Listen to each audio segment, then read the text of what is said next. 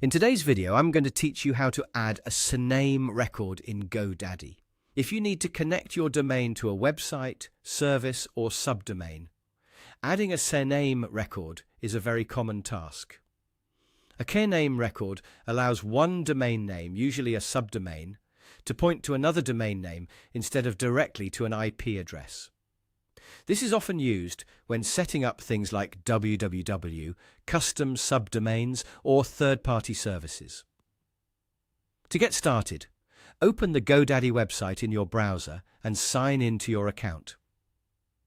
Once you're logged in, go to your profile area so you can access your account settings and products. From there, click on My Products. This will take you to the section where all of your domains and services are listed.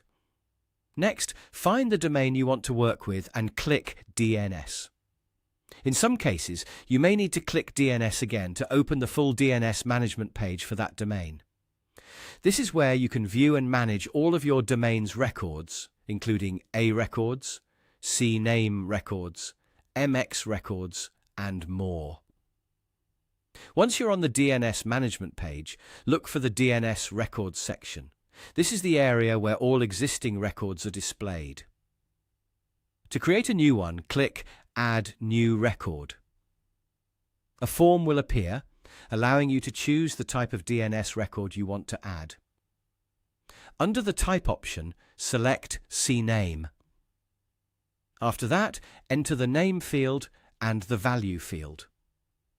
The name is usually the subdomain you want to create, such as www or another custom label. The value is the destination that subdomain should point to, which is typically provided by the service you're connecting to. Make sure you enter both fields exactly as required, since even a small typo can prevent the record from working properly. Then select the TTL, which stands for time to live. This setting controls how long the DNS information is cached before it refreshes. In many cases, the default TTL is perfectly fine, especially if you're not sure which option to choose. Once everything is filled in, click Save.